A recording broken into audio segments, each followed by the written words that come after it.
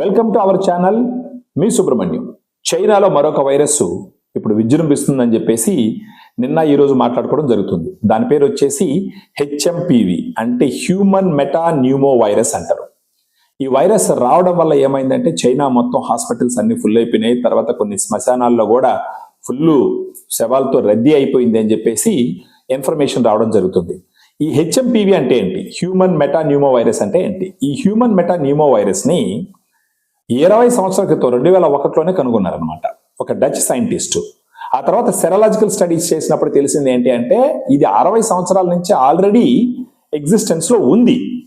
ఈ 20 సంవత్సరాల నుంచి ఈ వైరస్ ని అరికట్టడానికి వ్యాక్సిన్ కనుక్కున్న సందర్భాలు లేవు.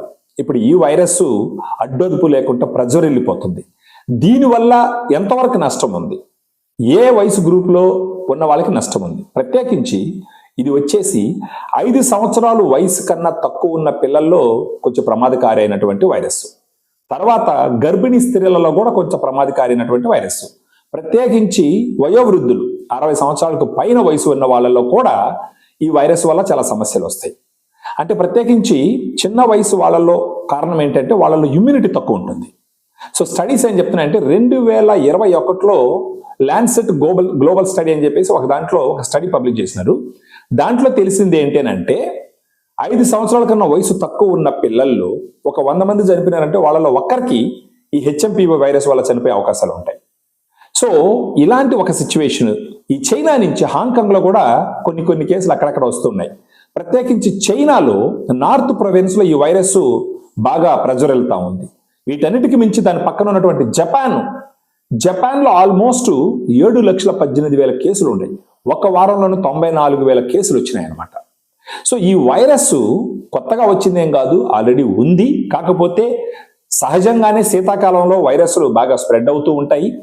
ఇప్పుడు ఈ వైరస్ కొంచెం అడ్డొదుపు లేకుండా ప్రవర్తిస్తుంది అనమాట. ఈ సమయంలో మన భారతదేశంలో ఉండేటటువంటి ప్రతి ఒక్క మనిషి కోవిడ్ వైరస్ వచ్చినప్పుడు తీసుకున్న జాగ్రత్త తీసుకోవాలి. దీంతో పాటు ఇన్ఫ్లుయెంజా ఏ అనేది ఒక వైరస్, తర్వాత వచ్చేసి మైకోప్లాస్మా న్యూమోనియా అనే ఒక బ్యాక్టీరియా, ఇవి కూడా ఎక్కువ ప్రజ్వరిల్లుతున్నాయి. వైరస్లను చంపడానికి డ్రగ్స్ లేవు, వాటిని కంట్రోల్ చేస్తాయి కానీ పూర్తిగా చంపలేవు. వ్యాక్సిన్ల వల్ల వీటిని రాకుండా ప్రివెంట్ చేయొచ్చు.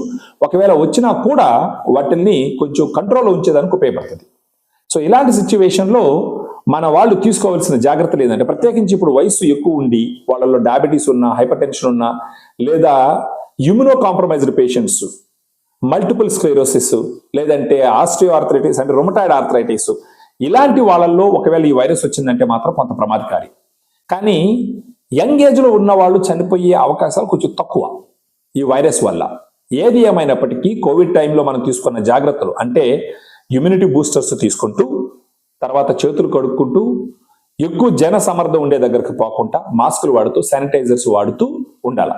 ఒకవేళ ఏదన్నా జలుబు, దగ్గు, ముక్కు గారడం, జ్వరం ఇలాంటివి వచ్చినాయంటే ఒకవేళ హై రిస్క్ పీపుల్ అంటే 5 సంవత్సరాల కన్నా చిన్న వయసు ఉన్న పిల్లలు, గర్భిణీ స్త్రీలు, వయోవృద్ధులు ఖచ్చితంగా డాక్టర్ని కలిసి తీసుకోవాల్సిన జాగ్రత్తలు తీసుకోవాలా.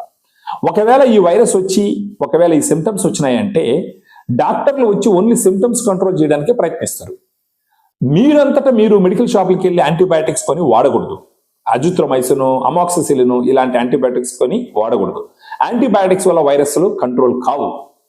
మరొకటి ఈ మైకోప్లాస్మా న్యూమోనియా అనేటటువంటి ఒక బ్యాక్టీరియా వచ్చిందంటే దానివల్ల కూడా వస్తాయి. అది సెకండరీ ఇన్ఫెక్షన్ అంటారు. వైరస్ వచ్చి ఆల్రెడీ ఇన్ఫెక్షన్ వచ్చినప్పుడు శరీరంలో ఉన్న ఇమ్యూనిటీ కంట్రోల్ తగ్గుతుంది. అప్పుడు బ్యాక్టీరియాలు కొంచెం స్ట్రాంగ్ అయ్యి అక్కడ ఇన్ఫెక్షన్ వచ్చేదానికి అవకాశాలు ఉంటాయి.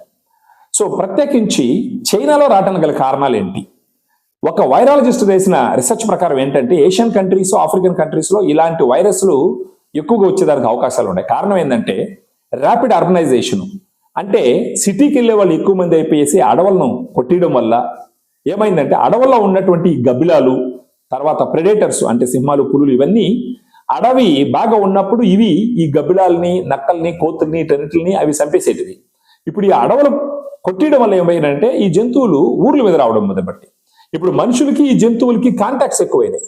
ప్రత్యేకించి గబ్బిలాలు, తర్వాత నక్కలు, పులులు, అంటే పులులు రావు కానీ పిల్లులు, ఇలాంటివి వీటికి వచ్చేసి జన స్రవంతులకు రావడము, వాటిల్ని మాంసం కొంతమంది తినడము, ఇలాంటి కారణాల చేత ఆఫ్రికన్ కంట్రీస్ కానీ ఏషియన్ కంట్రీస్ అంటే ఇండియా, జపాన్, చైనా ఇవన్నీ వస్తాయి. సో ఇలాంటి ర్యాపిడ్ ఆర్గనైజేషన్ వల్ల తర్వాత వచ్చేసి ఒక దగ్గర మార్కెట్లు, ఈ మాంసం కొట్టి అమ్మేటటువంటి మార్కెట్లు, అక్కడికి వెళ్ళడం వల్ల జనసమర్థం ఎక్కువ ఉండడం వల్ల అక్కడ ఇది నాన్ వెజ్ కాబట్టి దాంట్లో నుంచి వైరస్లు, అంటే ఈ వైరస్లన్నీ జంతువుల ద్వారా వచ్చేటటువంటి వైరస్లు. సో ప్రస్తుతము మీరందరూ ఇలాంటి దగ్గరకు పోవడం తగ్గించండి. ఏదన్నా జలుబు దగ్గు ఉంటే దూరంగా ఉండండి. ఈ జనసమర్థం ఉన్న ప్రదేశాలకి, ప్రత్యేకించి సంక్రాంతి ఆ టైంలో జనసమర్థం ఉన్న ప్రదేశాలకి పోవడానికి తగ్గించండి. ఒకవేళ ఎవరికైనా ఇలాంటి లక్షణాలు వచ్చినాయంటే ఇమీడియట్ డాక్టర్ని కలిసి దానికి తీసుకోవాల్సిన ట్రీట్మెంట్ తీసుకోండి.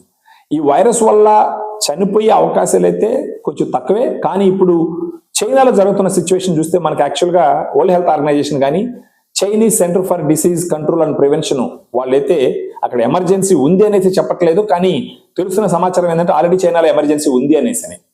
సో జపాన్లో ఆల్రెడీ ఇంచుమించు 7,18,000 కేసులు వచ్చినాయని తెలిసింది. ఏది ఏమైనప్పటికీ ప్రతి ఒక్కరు జాగ్రత్త తీసుకోవాలా, ప్రత్యేకించి చిన్నపిల్లలు, గర్భిణీ స్త్రీలు, వయోవృద్ధులు జాగ్రత్తగా ఉండాలా. ఇలాంటి లక్షణాలు ఏదైనా వస్తే ఇమీడియట్ గా డాక్టర్ని కలిసి తీసుకోవాల్సిన ట్రీట్మెంట్ తీసుకోవాలి.